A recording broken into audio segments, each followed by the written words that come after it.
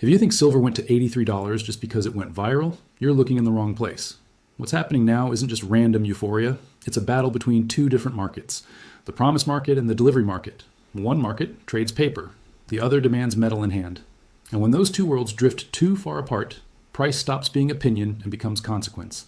Stay with me to the end, because today I'm going to show you with simple logic why the move to 83 doesn't look like an empty pump, why paper shorts are getting more expensive to hold, and which 5 signals you need to track to know whether this is just a spike or the start of a new phase.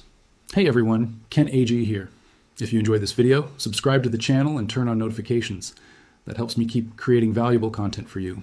Quick and necessary disclaimer, this content is educational and informational. It is not a buy or sell recommendation. Metals markets are volatile, involve real risk, and everyone should assess their own profile before taking any position. Let's get straight to the point. Most people look at silver at 83 and think it went up too much. It has to drop.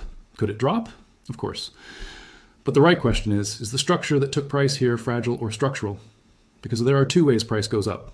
Narrative-driven rallies and physical supply scarcity-driven rallies. The first usually fades fast. The second is usually uncomfortable, irregular, and far more persistent than it seems. Let me explain the difference, because this is critical. A narrative-driven rally is what you see in meme stocks or crypto tokens. Price goes up because everyone's talking about it. Social media amplifies. FOMO kicks in. Retail piles in. But there's no fundamental constraint. Supply is elastic. So when the narrative fades, when attention moves elsewhere, price collapses. GameStop went from 5 to 480, then back to 40. That's narrative. A scarcity-driven rally is different. Price goes up because there's structural imbalance between supply and demand. Not temporary, not psychological, physical. Supply can't expand quickly. Demand is inelastic. And the people buying aren't speculators hoping to flip. They're industrial users who need the material. They're central banks accumulating reserves. They're buyers who will hold through volatility because they're not trading, they're positioning. What gets my attention right now isn't just price. It's the misalignment between screen price in the West, physical premiums in Asian hubs, metal lease costs, and the growing difficulty of holding large, short positions without bleeding cash. That combination doesn't look like an internet fad. It looks like the physical market pressuring the derivatives market. Let me give you specific data points. Comex silver quotes $83. Shanghai physical market trades at $95 to $100. That's a $12 to $17 premium. Indian dealers are quoting premiums of $20 to $25 over Comex. London allocated bars, actual physical delivery, trade at premiums of $8 to $12 over spot. These aren't one-day anomalies. These premiums have persisted for weeks. Why does that matter? Because arbitrage should close the gap. If silver is 83 in New York and 100 in Shanghai, someone should buy in New York, ship to Shanghai, sell at 100, pocket $17, minus shipping. That arbitrage would push New York up and Shanghai down until the gap closes. But it's not happening. The premiums persist. That tells you the paper price at 83 is a quote, not an offer. Try to source physical at 83 for delivery and you hit delays, premiums, unavailability. Let's simplify this in brutally clear terms. In paper markets, you can sell silver without touching a bar. You just need margin. You can short 1 million ounces without owning an ounce. In the physical market, you can only sell what exists. You need actual metal. When physical demand accelerates and metal doesn't show up fast enough, the classic symptoms appear. Physical premiums rise, delivery times stretch, the cost to borrow metal jumps. That's when the conflict begins. Paper still tries to price normal conditions. Physical starts pricing urgency. If you see persistent premiums between exchanges and regions, that's not a minor technical detail. It's the market saying the screen quote is not solving scarcity where metal is actually consumed. That's why so many people mistime this phase. They see an 8, 10, 15% drop and assume thesis is dead, when in practice it may just be leverage being reset inside a larger trend. Now here's a point almost nobody explains well. At low silver prices, carrying a large derivatives short can be relatively comfortable. You post margin, you roll contracts, you wait for price to drop. At $83 silver, the math changes. It's not just mark-to-market moving against you, it's higher margin requirements. Higher volatility, financing, and roll costs under pressure, operational risk of getting trapped in a thinner physical market. Let me walk through the mechanics. Say you shorted silver futures at $30 thinking it would drop to $25. Your position is underwater but manageable. Now silver is at 83. You're down $53 per ounce. On a standard 5,000 ounce contract, that's $265,000 in losses. Your margin requirement has tripled because COMEX uses percentage-based margins now. You're paying financing costs on the margin. And every month you have to roll the contract to the next expiry. paying the roll cost. But here's the real problem. You can't just exit. If you try to cover, if you buy to close the position, you add buying pressure. And in a thin market where physical is tight, your covering could push price higher, which makes other shorts nervous, which makes them cover, which pushes price even higher. That's the short squeeze dynamic. And it doesn't require a conspiracy. It just requires stretched positioning and thin liquidity. That creates a dangerous effect for large shorts. The trade may be theoretically right long-term, but financially unsustainable short-term, and the market does not forgive lack of stamina. That's why you see violent moves. When some shorts are forced to reduce exposure at the same time, short cover buying accelerates the rally, which forces more people to cover. The classic cycle. Short cover, rally, more short pain, more covering. No conspiracy is required for this. You just need a stretched structure. A lot of people love headlines like empty vaults. I prefer the practical question. How much metal is actually available for delivery, and how does that compare to open promises? That's the data point that separates theater from real risk. If the pool of deliverable metal gets tight while paper commitments remain huge, the system works until the day more participants than usual ask for delivery. Then confidence enters the equation. Let me give you the actual numbers because this is where it gets interesting. Comex registered silver inventory, the metal available for delivery, currently sits around 30 million ounces. That's down from over 100 million ounces 5 years ago. Meanwhile, open interest, the number of contracts outstanding, is around 150,000 contracts. Each contract is 5,000 ounces. For centuries, silver has been more than just a shiny metal. It's been a store of value, an industrial workhorse, and a fascinating market to follow. So is now the time to add some silver to your portfolio? Let's break it down. First up, let's talk about the dual nature of silver. Unlike gold, which is primarily a monetary and investment asset, silver wears two hats. It's a precious metal, yes, but it's also a critical industrial metal. This is a huge part of its story. Think about it. Silver is in your smartphone, your laptop, the solar panels powering our green energy transition, and even in medical equipment. This industrial demand creates a solid floor for its price. As technology advances and we push for more sustainable energy, the demand for silver is only set to grow. The electric vehicle revolution alone is a massive consumer of silver. So when you're looking at silver, you're not just betting on its historical value, you're investing in the future of technology. Now let's look at the other side of the coin. Silver as a monetary metal. For thousands of years, silver was money. It's often called the poor man's gold, but don't let that nickname fool you. It has an incredible history as a store of value and a hedge against inflation and economic uncertainty. When a country's currency weakens, or when there's instability in the financial markets, investors often flock to precious metals like silver and gold. This safe haven demand can cause silver's price to surge, completely independent of its industrial uses. So you get this interesting dynamic where silver can perform well during economic booms because of industrial demand, and also during economic downturns because of its safe haven status. It's a unique position to be in.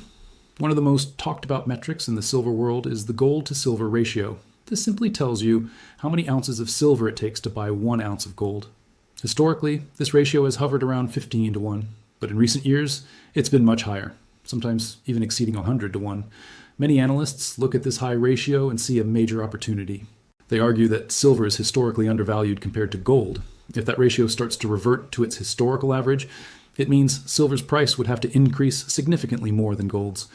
Of course, historical averages are not guarantees of future performance, but it's a powerful indicator that many long-term silver investors keep a close eye on. It suggests there might be a lot more room for silver to run compared to its more expensive sibling. So how do the fundamentals look right now? Let's talk supply and demand. On the supply side, silver mining is a complex business. It's often a byproduct of mining for other metals like copper, lead, and zinc.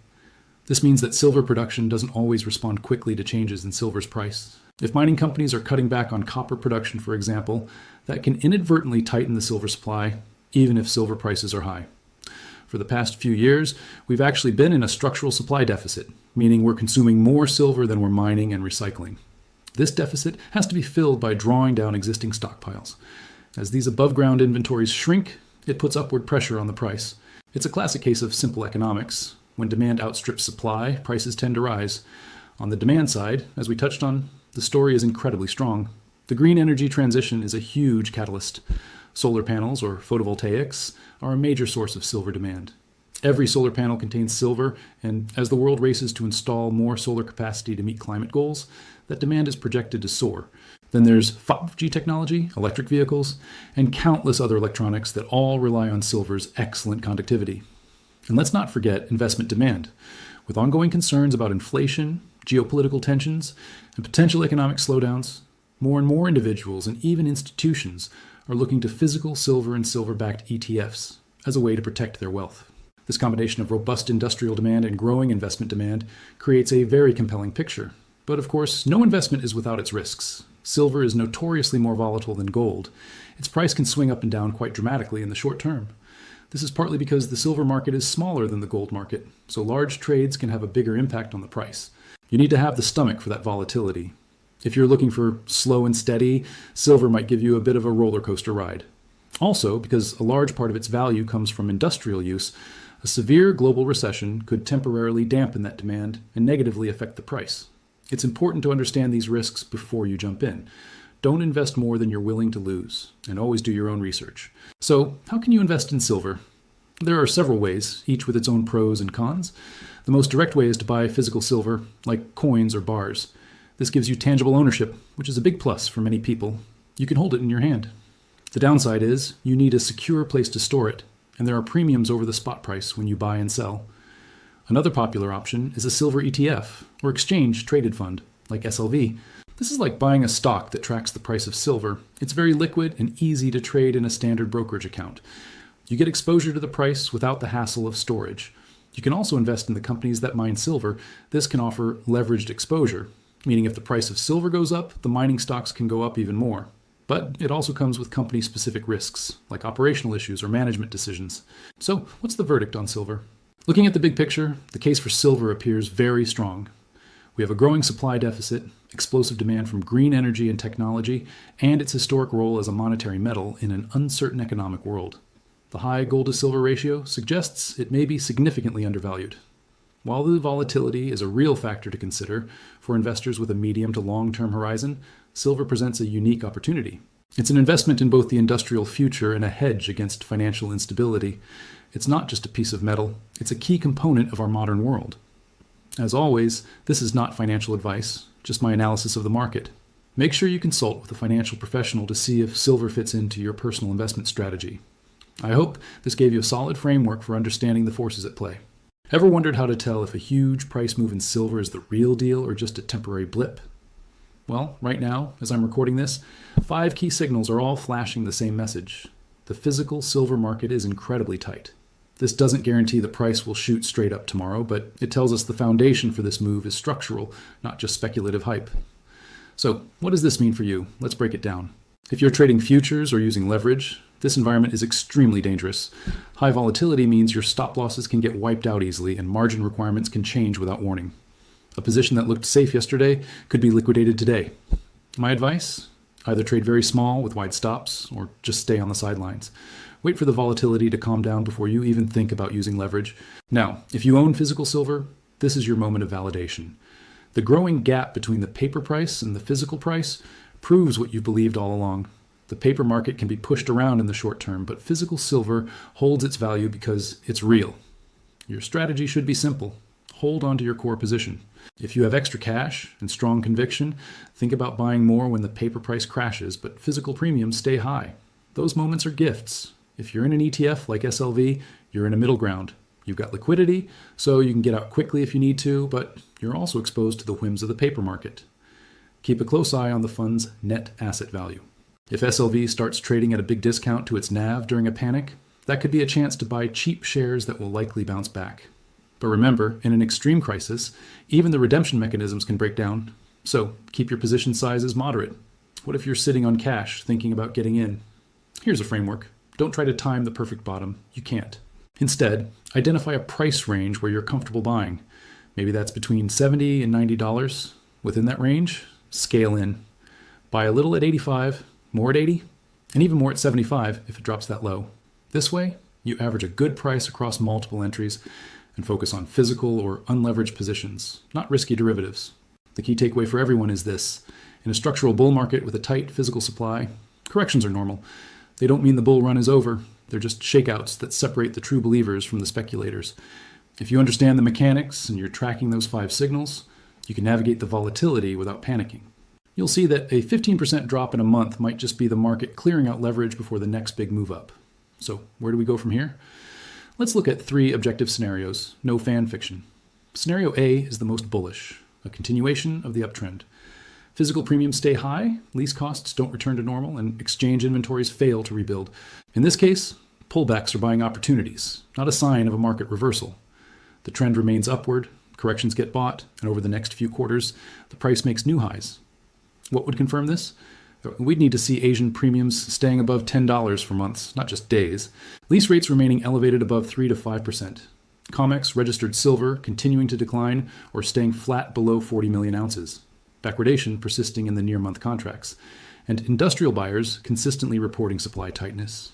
If we see this, then any pullback to 75, 70, or even 65 could be a golden opportunity because the physical tightness remains. History supports this. In every major commodity bull market, corrections of 20 to 30% are normal. Gold corrected 47% in 1974 during its legendary run. These corrections don't end the bull market, they fuel it. Scenario B is a long consolidation. The price holds a high range, say between $70 and $90 for several months, but without making new highs. The market takes time to breathe, reduce stress, and gather fuel for the next leg up. Volatility compresses, weak hands are flushed out, and a solid base is built. This is actually very healthy for a sustained bull market. Parabolic moves that go straight up often crash and burn. Moves that build solid bases can last for years. What would this look like? Price bouncing between 70 and 90 for 3 to 6 months. Premiums moderating a bit but not collapsing. Lease rates coming down from their extremes but staying above normal. Inventories stabilizing instead of draining rapidly. This scenario might be frustrating in the short term, but it's constructive for the long run. It allows the market to build a stronger, more sustainable foundation for the next major advance. Finally, Scenario C, structural relief. This is what would weaken the bull thesis. We'd see premiums collapse for weeks, lease rates fall sharply, the futures curve normalize, and inventories rise consistently. This would suggest that the tightness is easing either because supply has increased or demand has decreased. Maybe a recession hits industrial demand, or a major new mine comes online. What are the specific triggers? Asian premiums compressing to under $5 and staying there. Lease rates falling back to their normal low levels. The futures curve moving into deep contango. And comex registered inventories rising back above 60 million ounces. If those signals appear, the only smart response is to reassess. Fighting the data is how you lose money. You have to update your view when the evidence changes. That's discipline. That's how you survive. See the difference? This isn't about cheerleading for a high price. It's about conditionally reading the market. I'm not married to one outcome. I'm tracking the inputs and adjusting as they change. You have a thesis, you identify the signals that prove or disprove it, and you act accordingly. If there's one sentence that sums up this moment, it's this. Silver at $83 isn't just a price, it's a structural diagnosis. Can we get volatility and scary price drops? Absolutely. But ignoring the conflict between the paper and physical markets right now is like choosing to trade in the dark. And trading in the dark is how you become someone else's exit liquidity. If this video helped you understand the real mechanism behind the market noise, hit that like button, subscribe, and let me know in the comments, paper team or physical team, which side do you think wins in the end? I read the comments and reply whenever I can. Thanks for staying until the end. I'll see you in the next video.